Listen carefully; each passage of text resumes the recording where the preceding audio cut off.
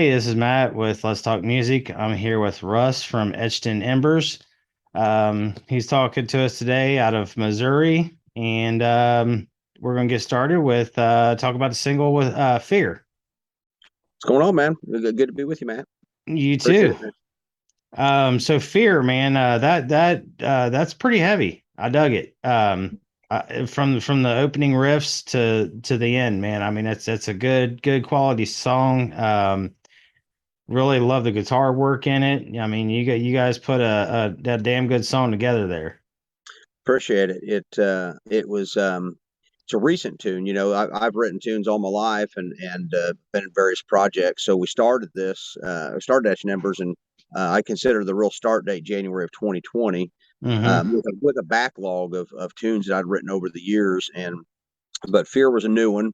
We had went out and recorded our previous single "Bring Me Back" in March of 2020 with Chris Dawson at Aphotic Studios, who had worked with on previous singles as well. And we ended up dropping the tuning to drop G sharp, and Mm-hmm. we're typically a drop C band. All the previous singles were in drop C, so when we went out and bought new guitars and seven strings and things for kind of the new sound where we were moving.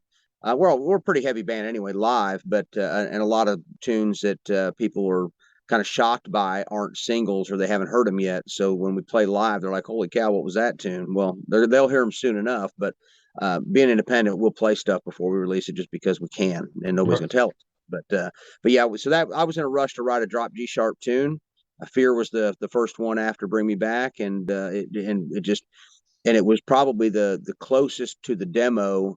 When we went into the studio, it came out as close to the demo as any song we've worked on before. So Nice. So, is there any kind of backstory to it? I mean, does this come from any kind of experience, or is like what's the meaning behind the song?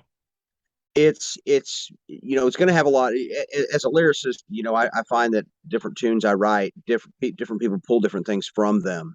I think coming out of 2020 and 2021, we tracked this song in early 2022, and we released it fairly quickly. We're sitting on some tunes we've recorded over a year ago, Right. but this one was just seeing people so scared to return to normal life, um, Mm-hmm. after everything that happened over the last couple of years.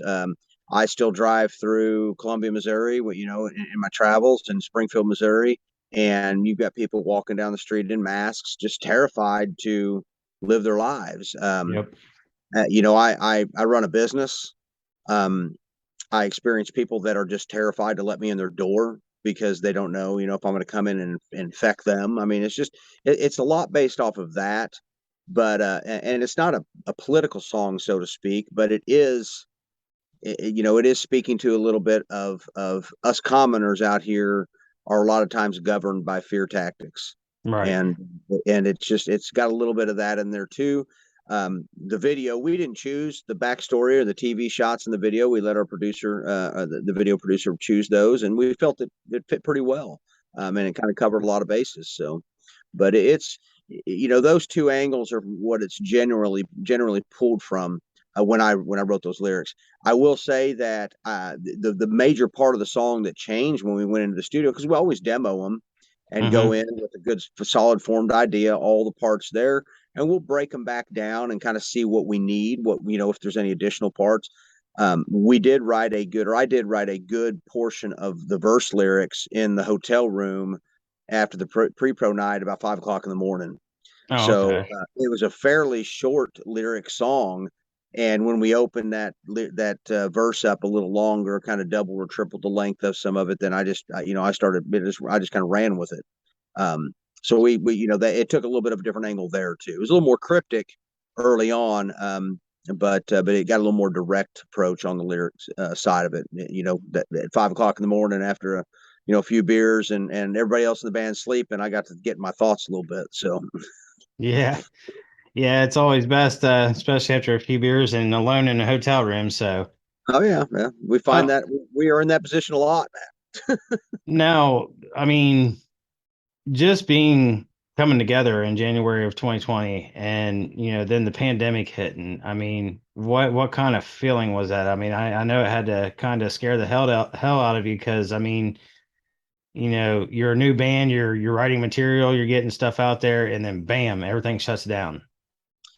Absolute kick to the teeth, man. It sucked. I will say that it knocked me back pretty good, because I had put this project on hold for a while, and not necessarily this. When I say this project, I mean I've always played music since Hmm. I was a kid. Various projects I did. I released an acoustic album back in 2012, just a solo deal. It was a tail end of another project I was in, and I seen some issues developing with some of the people in the band, and they were having a tough time. And we actually lost our guitar player in that band. He had cystic fibrosis, and he was only 25 years old, 26 years old Oh at the wow, time sorry to hear that.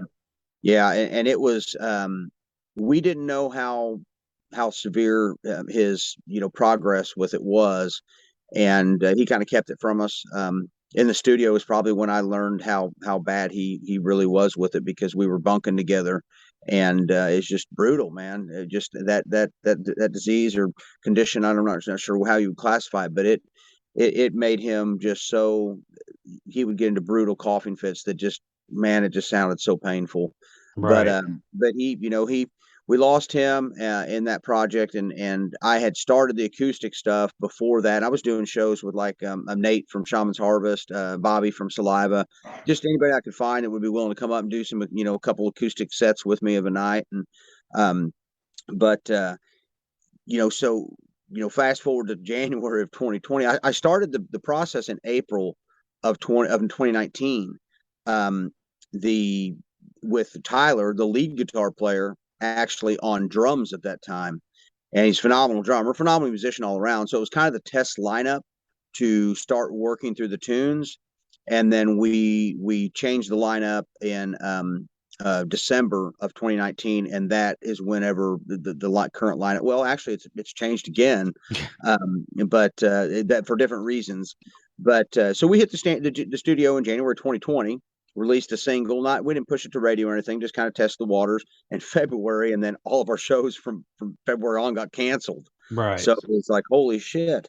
But it allowed me to get in the studio and do some solo singles under the name Rodenizer, just using my last name. So I did 3 or 4 there, and put them out, in the streaming services. And actually, one of those is what became our last single, "Bring Me Back." I had previously released it as a title. It was titled "Live Again." Much different song, different tuning, more of a kind of a slow burn. Well, I guess power ballad is what I would really call it. And Right. "Bring Me Back" evolved into a hell of a rocker. Um, but the benefit of all of it is all of the traffic stopped from Yes. the big bands. So, we went in with low metrics because we're a new band, brand new Facebook page. And we were able to, I just sat and at my computer and sent out unsolicited emails to people I'd kind of stalked online, and found some people I wanted to work with.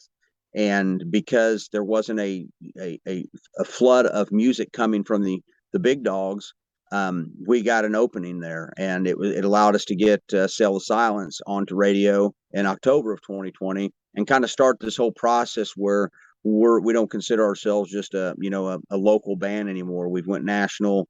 We play nationally. And that's what we wanted, but we Right. didn't necessarily want it to happen that way where the world shut down. So we were excited about that opportunity and the opportunity to work with the people that we could work with.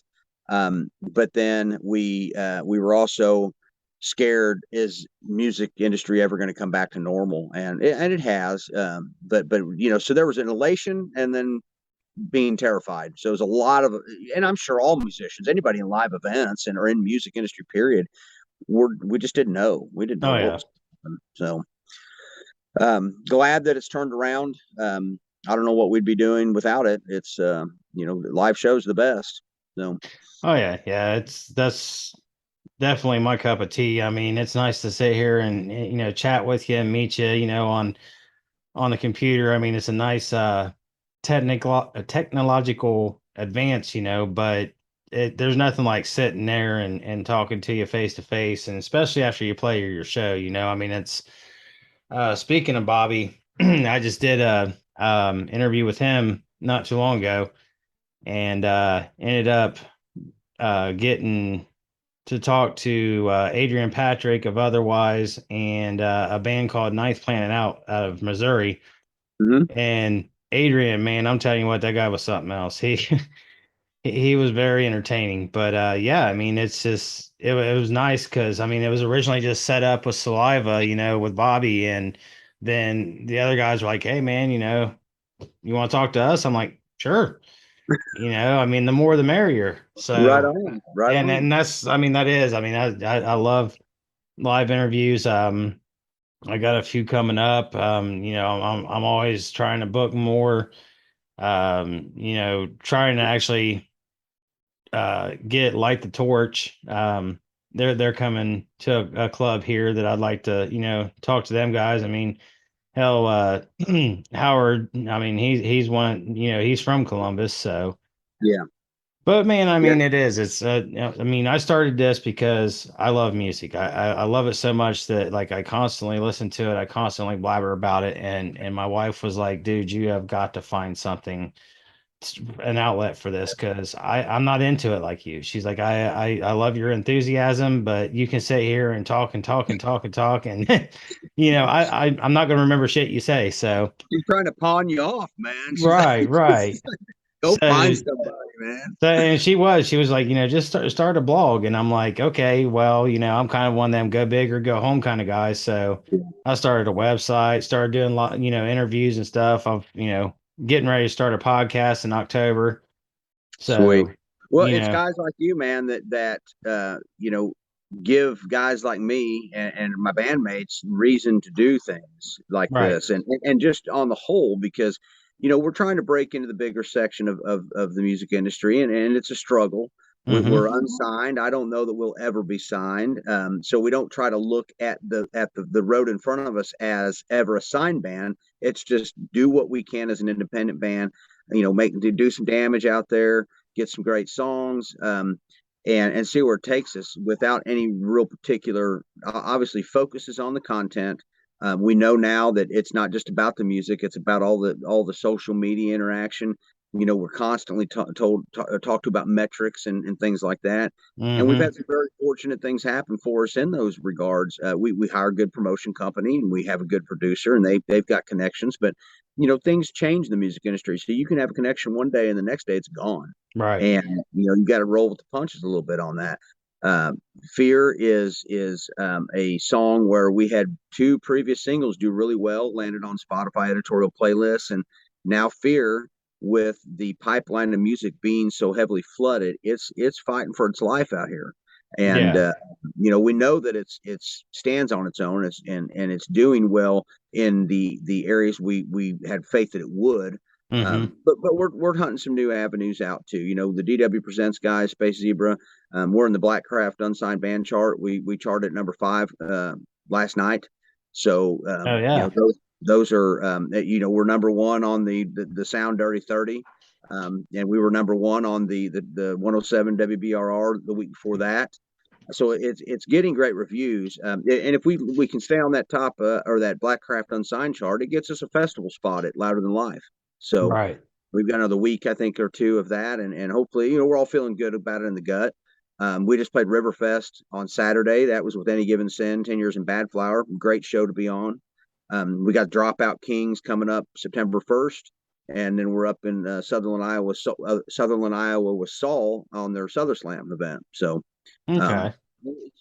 things are going well. It's just we want them to go better. it's, Yeah. it's, Well, yeah. Yeah, but I but mean, honestly, a lot of most of the artists that I talk to are independent, yeah, and I mean, I see where you're coming from because trust me, I'd love to be in a big fancy studio and getting paid all kinds of money to do this and whatever. But I think with, being independent, there's a certain happiness there because you have so much creative freedom. You don't have people telling you what to release, when to release it, or, you know, let's do this song. And I think that to a musician, especially, a songwriter, is monumental. I mean, because Absolutely, I agree, and it's and we make mention of that before. You know, we're thankful that nobody's necessarily telling us what to do. hmm You know, there are plenty of people that would, you know, be happy to let you fail, but we do listen. We do listen. We have some confidants that you know tell us, hey, this artwork sucks, or you know, you probably shouldn't do this, you probably shouldn't do that, and I appreciate that. You know, it's all opinion type stuff, but it's people that we trust and believe know the industry from the inside out. But I right, tell you, you know, those people can easily steer you wrong too, because there is no one formula for every band. right, Uh, and everybody kind of finds their own way, and we're still finding our own way. But what we are doing is trying to make sure that we've got a solid live show. You know, even with production behind us that we take everywhere, and that's still something in the building blocks here because a lot of times we're, you know, in the middle. If we're not an opening slot, we're in the middle slot where we're flying on a stage or a throw and go, and we don't get that time to set up. right, Uh, but we try to tackle every situation as professionally as we can, and we're a lot of times when we deal with people that they acknowledge that they acknowledge that you know we are trying to do things the right way, um, and I try to treat everybody great. There's no reason for us to be assholes to each other. You know, you hear so many stories about music business and this and that, and man, I tell my crew and my guys, I'm like, look, man, we're here to help others too. If bands are having issues or we need to speed things up on stage swap outs, don't just stand around and look. Let's help each other. You know, right. but it's a big community, and we're glad to be a part of it. It's most people that support us are people we've never met. You know, social media's been great. We always fight the Facebook algorithms and the things. You know, Facebook's just changed recently. In the last week, it's went nuts on us. Some great changes, and then it's like it won't even work one day, and then the next day Right. it's back working.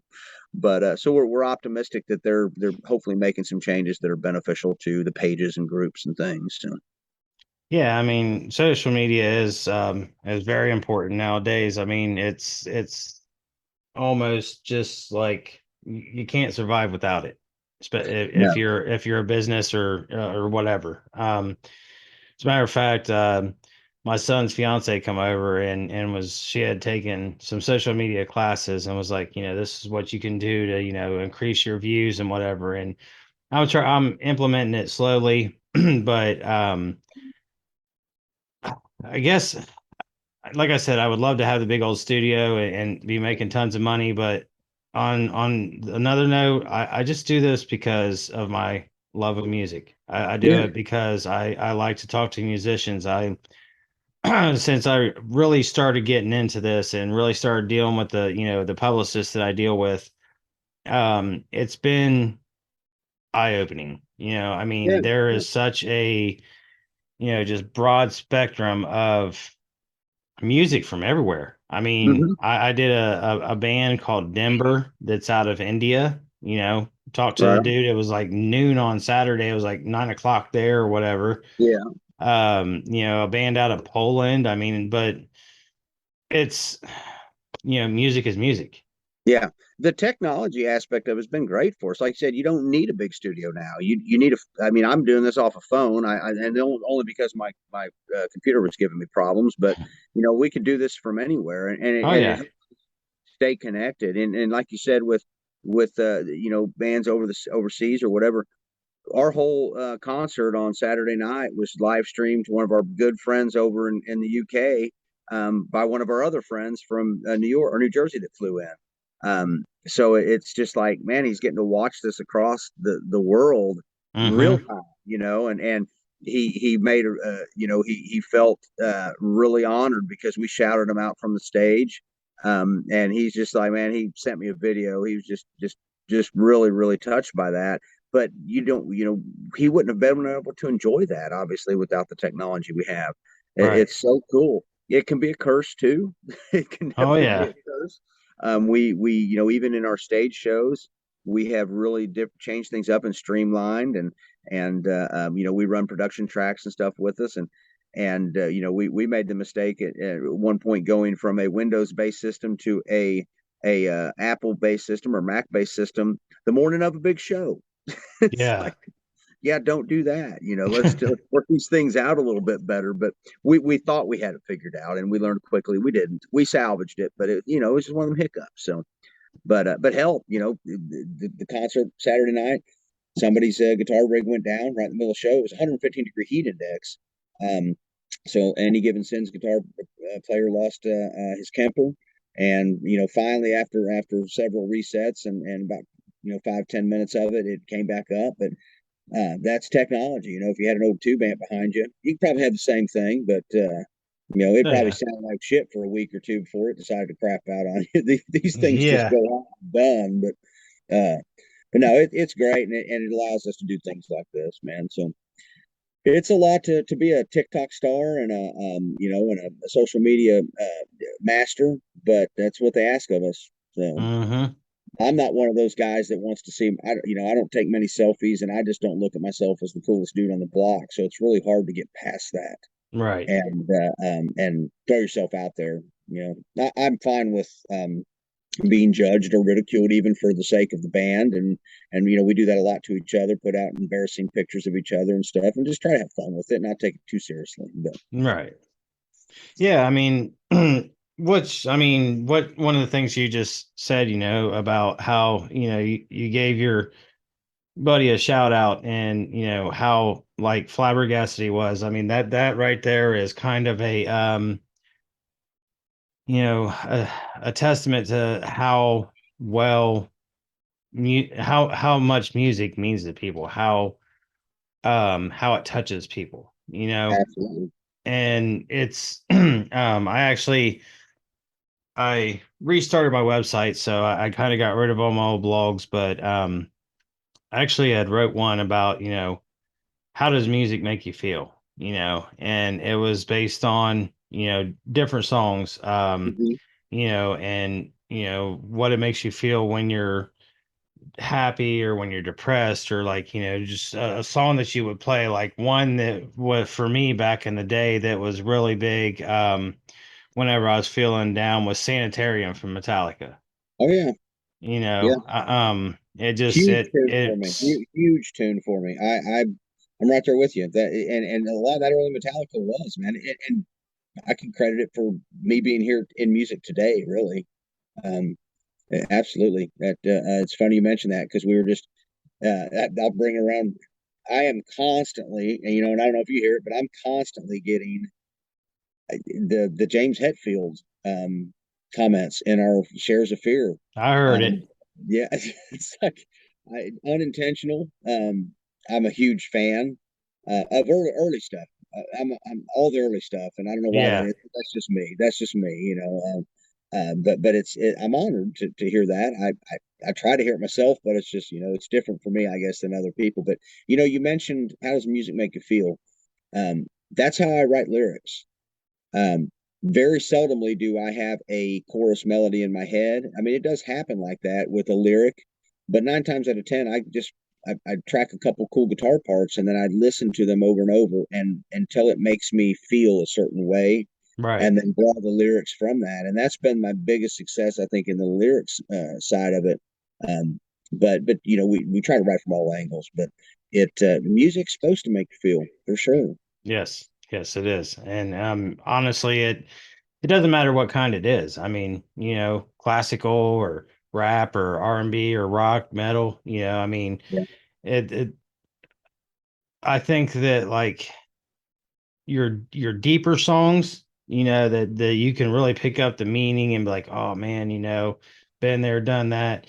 Those kind of hit you a little bit more, but I mean, it doesn't have to be like all emotional. I mean, like I No. said, I mean, hell, there's like Journey. Okay, Don't Stop Believing. Every time that song comes on, man, I get goosebumps. I freaking smile. It reminds me of my sister.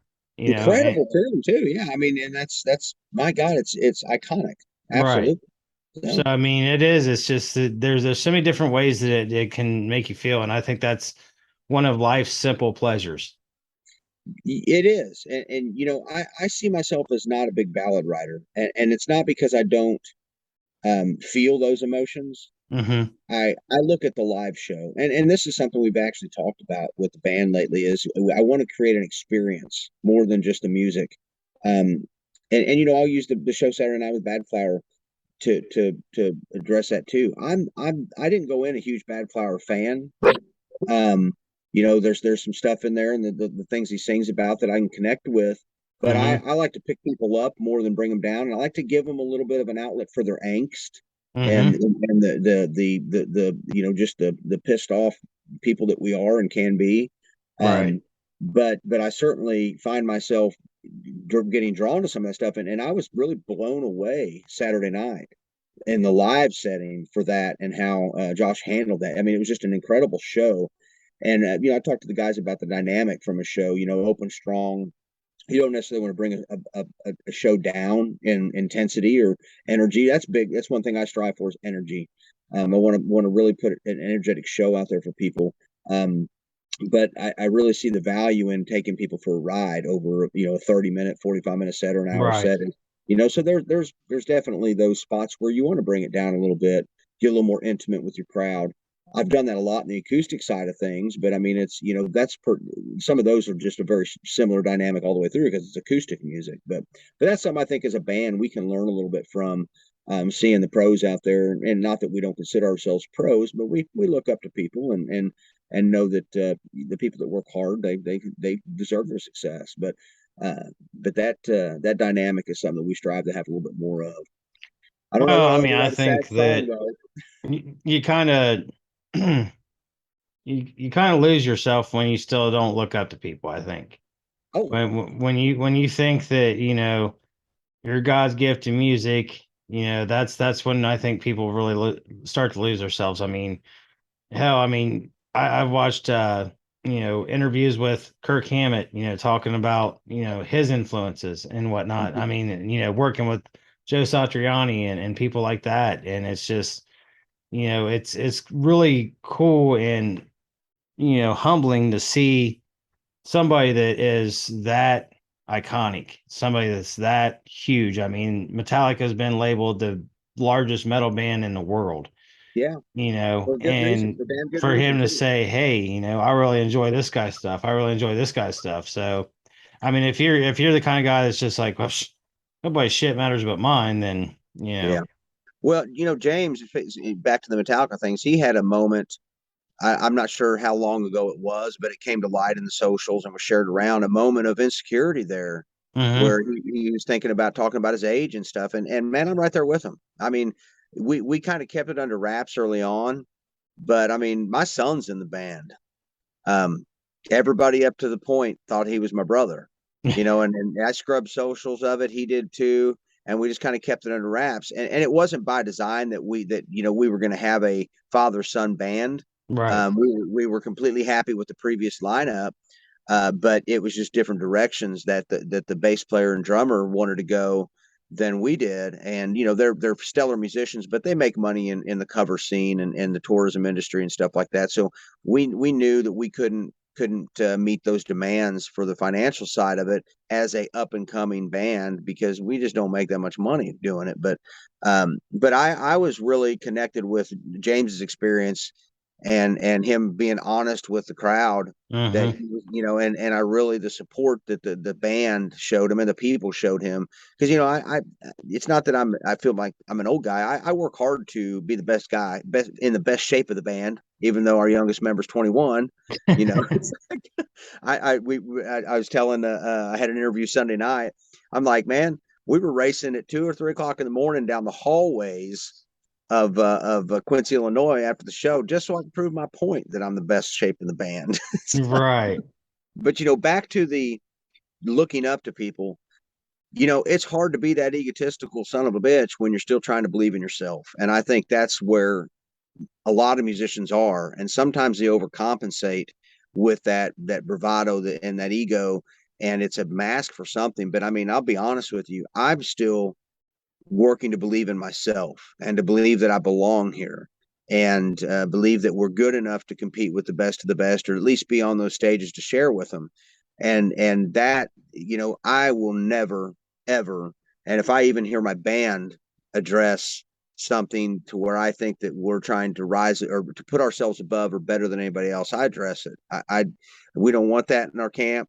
We are all in the same boat. And it's music. Everybody says music's not a competition. it's not a competition, but we're all fighting for ears. We're all fighting Mm-hmm. for airtime. So I mean, there's some truth to that statement, but there's some falsehoods there too, because we would all love to be able to have the time. You know, we walk into a convenience store and you don't find your favorite soda because the shelf space or your favorite energy drink.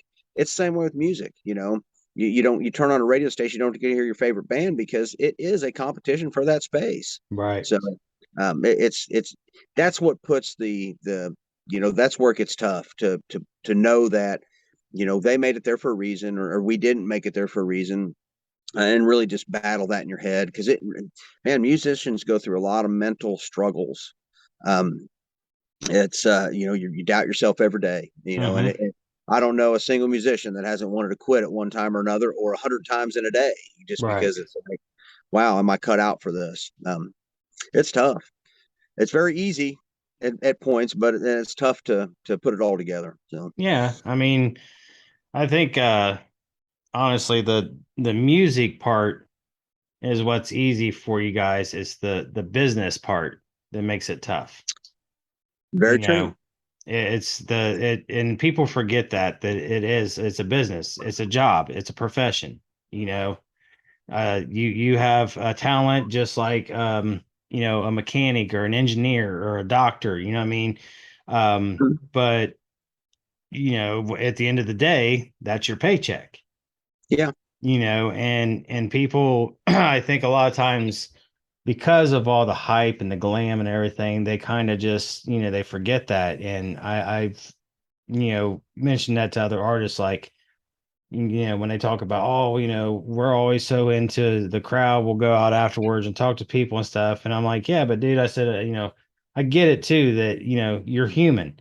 You know, hmm, you have bad days, you know, something bad could have happened, you know, on the way to the show, you know, something bad at home, you know, you could get sick, you know, you can't be, you know, that person 100% of the time because you are human.